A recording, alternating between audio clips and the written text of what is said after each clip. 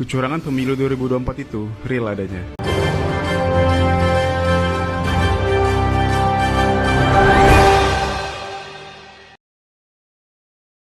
Assalamualaikum warahmatullahi wabarakatuh. Jadi di dalam postingan akun X Muhammad Said Didu, dia mengatakan kesaksian Ketua Tim IT BPN Prabowo Sandi pada tahun 2019, yaitu cara pelaku kecurangan Jokowi mengalahkan Prabowo pada tahun 2019 persis sama dengan pelaku kecurangan Prabowo Gibran, yaitu dengan mengatur angka perolehan suara.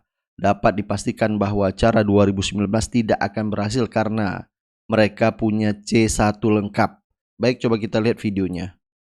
Pak Agus Maksudna, saya senang ketemu Bapak. Saya ingin tanya sebenarnya, Bapak kan dulu, saya ingat saya kan tim Prabowo juga. Bapak itu adalah tim IT-nya Prabowo 2019. Pertanyaan saya, kenapa dulu Prabowo kalah di 2019 dan seakan-akan tidak bisa ngapa-ngapain? Ya jujur, pada waktu itu Prabowo itu tidak punya saksi, sehingga kemudian tidak punya C1. Ya, itu aja sebenarnya masalahnya, sehingga tidak punya rekap suara. Nah, apakah itu menyebabkan Jokowi pada saat itu bisa, KPU bersama Jokowi bisa membuat angka semaunya? Iya betul, ya karena kemudian kita tidak punya angka, maka kita tidak punya saksi. Tidak punya saksi dan kita tidak punya angka seberapa sebenarnya perolehannya, sehingga Jokowi dan KPU itu kemudian dengan seenaknya bisa membuat skenario mulai dari quick count sampai penyesuaian angka-angka di lapangan. Ya, itu. Nah, apakah cara Jokowi mengalahkan Prabowo 2019 sama yang digunakan dengan Prabowo sekarang dengan Gibran untuk mengalahkan lawannya? Saya merasakannya persis sama, mulai dari quick count klaim kemenangannya, lalu kemudian juga pola-pola yang dilakukan dengan seperti sekarang ini, ya gitu. Tetapi saya kira itu nanti akan berakhir karena beda. Sekarang ini beda. Kita itu punya C1. Kalau begitu, kita menyatakan jangan bermimpi mengulangi 2019 untuk 2024. Yes, saya yakin itu akan bisa kita rekap dan kita akan mengumumkan kemenangan karena kita punya kalau sekarang ini. C1 udah punya semua. Yes. Oke. Pola kecurangan yang terjadi di Pilpres 2019 persis sama dengan pola kecurangan yang terjadi pada Pilpres 2024 sekarang. Nah, jadi dari tim Nas Amin sudah siap dengan bukti-bukti C1 lengkap dengan saksinya juga. Dan ini juga disampaikan oleh tim Nas Amin, di mana tim Nas Amin siap dan 800.000 saksi dari tim Amin di seluruh TPS se-Indonesia bakal berkumpul di Jakarta membawa bukti C1 dan fakta kecurangan lainnya. Jadi kalau hal ini terjadi, maka KPU dan lembaga survei yang pro istana akan berhadapan langsung dengan rakyat. Jadi ini menjadi solusi cerdas. Ini tweet dari Faisal Assegaf. Assalamualaikum warahmatullahi wabarakatuh. Saya Marskal Madya TNI Purnawirawan M. Sogi selaku Ketua Timnas 01 menghimbau kepada seluruh saksi dan pejuang perubahan dimanapun kalian berada. Saya berharap saksi maupun pejuang perubahan yang memiliki C1 dari TPS masing-masing segera dikirim ke hotline Timnas.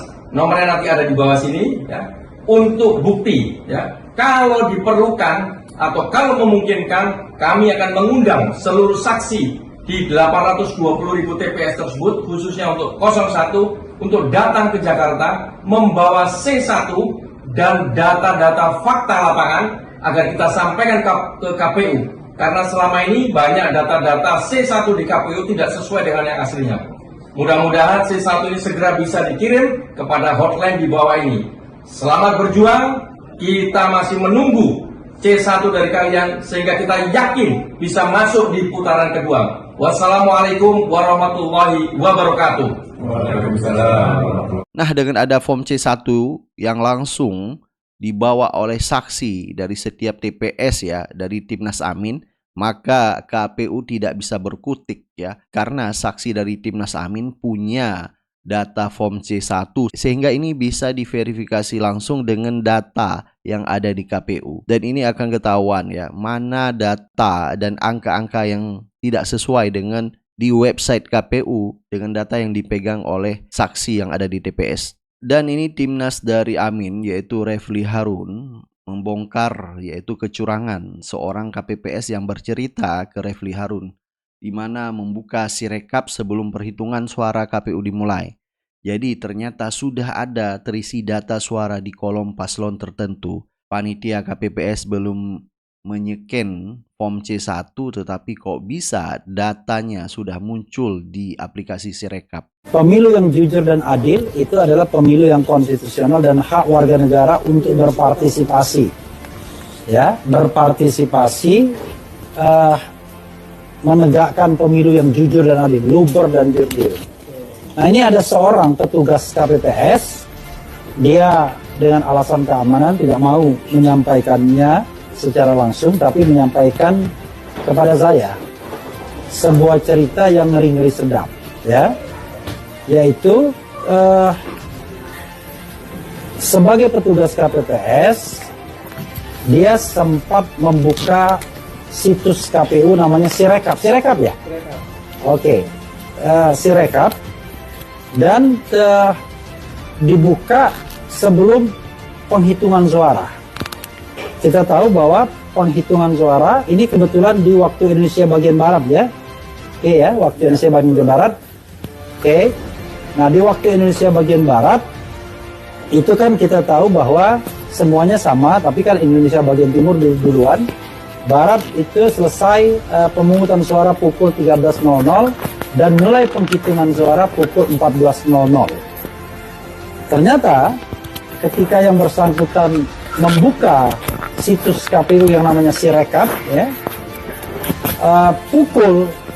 kurang lebih pukul 13 lebih, tapi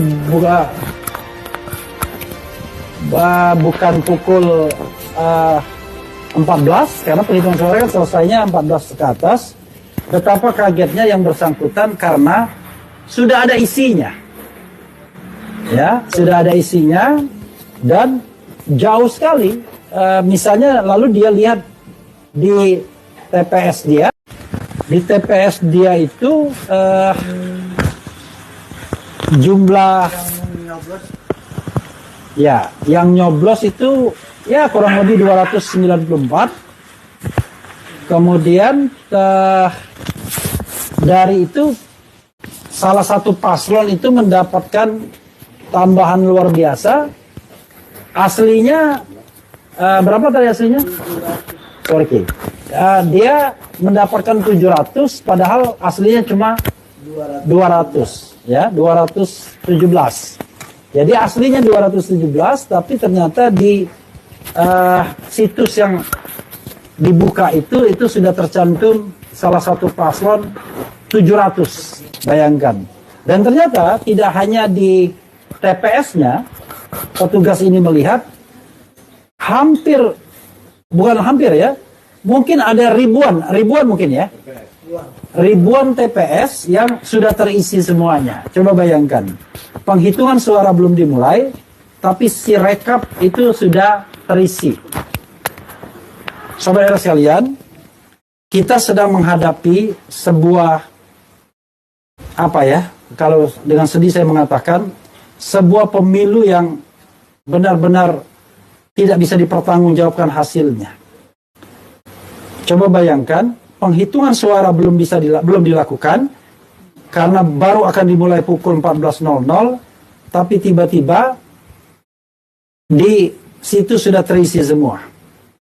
Bayangkan, makanya saya kemudian membayangkan ya, kalau ada terlibat katakanlah sebuah struktur, sebuah jaringan, maka tadi sudah bisa terisi sebelumnya dan sudah ditentukan berapa persentase dan lain sebagainya. Jadi ini benar-benar ya kecurangan yang terstruktur, sistematif dan masif. Sepertinya benar-benar sudah didesain yaitu untuk menggelembungkan salah satu paslon. Jadi ini benar-benar harus dilawan ya. Kalau seperti ini model pemilu kita maka sebaiknya harus diulang. Jadi jauh daripada jurdil. Nah, dari Timnas Amin ya sudah menyurati yaitu kepada KPU untuk memeriksa IT KPU ya, karena kita lihat banyak sekali terjadi perbedaan angka yang ada di Sirekap dengan form C1. Tetapi sampai sekarang belum ada tanggapan, sehingga kalau KPU tidak memberi izin ya untuk memeriksa IT data KPU, kita bisa menduga bahwa KPU memang tidak mau diperiksa data IT-nya. Berarti ada sesuatu yang ditutupin. Dan juga beredar di sosial media yaitu saintis muda ahli IT membuktikan kecurangan pemilu 2024 terstruktur dan masif. Coba kita dengar ya, ini dari akun X. Kecurangan pemilu 2024 itu real adanya. Jadi dari semalam banyak video berseliweran tentang curangan di sistem KPU. Jadi gue iseng-iseng ngecek pagi ini. Ini gue ngecek di kota Palembang, Kecamatan Sematang Borang, Kelurahan Karyamulia, TPS 13. Bisa kita lihat sistem yang terbaca, Anies 0, Prabowo 400 dan Ganjar 0. Sedangkan di form C1, Anies 126 suara, Prabowo 109 suara, dan Ganjar 16 suara. Gak heran sih. Gue sebagai seorang data scientist, menurut gue kemungkinan besar sistem KPU ini memakai sistem OCR, di mana dari foto perlu kita konversi ke teks untuk bisa masuk dalam sistem. Dan untuk merubah angka dari sistem yang terbaca itu sangat mudah di setup di backend atau di belakang layar, hanya dengan menggunakan if conditional. Karena gue pernah mendevelop sistem OCR, dan jadi gue tahu gimana angka itu bisa ditampilkan di front end atau di user interface atau di layar yang kalian lihat sekarang. Gue cuma rakyat biasa, bukan tim sukses, bukan tim kampanye, bukan siapa-siapa. Tapi gue pengen pemilu 2024 ini adalah pemilu yang adil, bersih, dan jujur. Ya, walaupun emang dari awal udah nggak bersih ya. Tapi seenggaknya kita bisa berkontribusi sebagai anak muda yang bukan cuma sekedar ikut-ikutan dan diam-diam aja. Jadi yuk kita kawal terus pemilu ini. Jadi kecurangan itu memang real adanya ya. Jadi ahli saintis IT sudah menduga bahwa kecurangan itu bisa dilakukan di belakang atau backdoor yang sengaja ditanam di aplikasi Sirekap sehingga mereka dengan enaknya mengubah data-data yang telah di-scan oleh petugas KPPS ya, sehingga datanya masuk ke aplikasi Sirekap dan itu tidak sesuai dengan yang ada di form C1. Jadi menurut saintis IT yang tadi kita lihat, jadi ini benar adanya bahwa terjadi kecurangan, bukan karena kesalahan data. Jadi kalau selama ini KPU hanya meminta maaf, harus mempertanggungjawabkan apa yang telah terjadi di aplikasi Sirekap, sehingga tidak cukup dengan melakukan permintaan maaf, harus memberi akses izin ya kepada tim IT dari paslon 01 maupun paslon 03 untuk memeriksa IT forensik yang ada di KPU. Dan juga sempat beredar video yaitu SBY merespon pernyataan Pilpres satu putaran. Kalau Pilpres hanya berlangsung satu putaran, berarti itu curang. Ditambahkan lagi, kalau Pilpresnya curang, kita tidak akan menerima. Dan negara siap-siap chaos. Situasi ini tidak terjadi di 4 pemilu sebelumnya. Karenanya, melalui mimbar ini, saya ingin menyampaikan pandangan saya. Pandangan dari seorang yang tidak pernah absen dalam 20 tahun pemilu di era reformasi dan demokratisasi. Baik ketika saya berada di dalam ranah kekuasaan maupun ketika berada di luar ranah kekuasaan. Pendapat saya, menuduh apalagi memastikan bahwa Pilpres ini pasti curang dan karenanya hasilnya pasti akan ditolak, tentulah berlebihan. Namun di sisi lain, mengabaikan suara-suara di luar yang khawatir Pilpresnya bakal curang, tentu juga tidak bijak. Jadi intinya ini harus dilawan ya, tidak boleh diam. Jadi kecurangan-kecurangan yang kita lihat harus dibuktikan. Jadi Refli Harun juga mengatakan, bisa saja pemilu 2024 ini paslon 02 didiskualifikasikan. Kecurangan yang terstruktur itu adalah kecurangan yang digerakkan oleh sebuah struktur kekuasaan. Dalam hal ini, cawe-cawe Jokowi itu bisa dikategorikan sebagai sebuah struktur itu. Lalu kemudian nanti perlu diketahui apakah memang ada penggeraknya. Misalnya keterlibatan ASN, TNI, Polri, dan lain sebagainya. Ya. Kemudian terstruktur sistematis. Sistematis itu terpola, terencana dengan baik. Ya.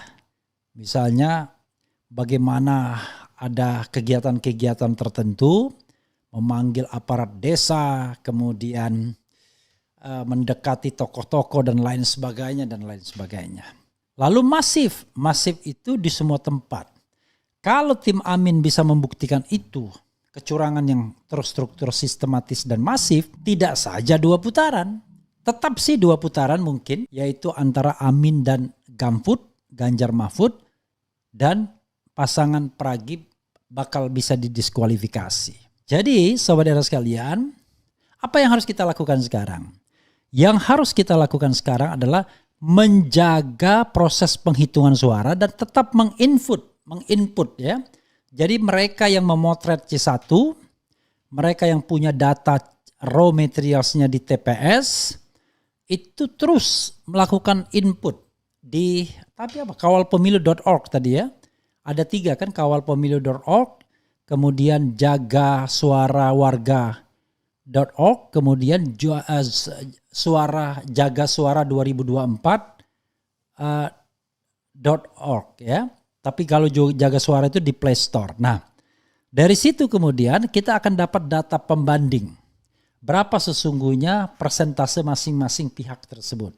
Apakah iya sebagaimana dilakukan oleh quick count atau sebenarnya ada data lain. Yang jelas sampai saat ini data itu belum bisa kita verifikasi secara baik. Karena hati-hati, kalau numbernya kurang dari 50% akan terjadi 2 putaran. Kita masih harus menunggu hitungan manual tersebut dan pembandingnya. Jangan lupa pembandingnya itu juga penting.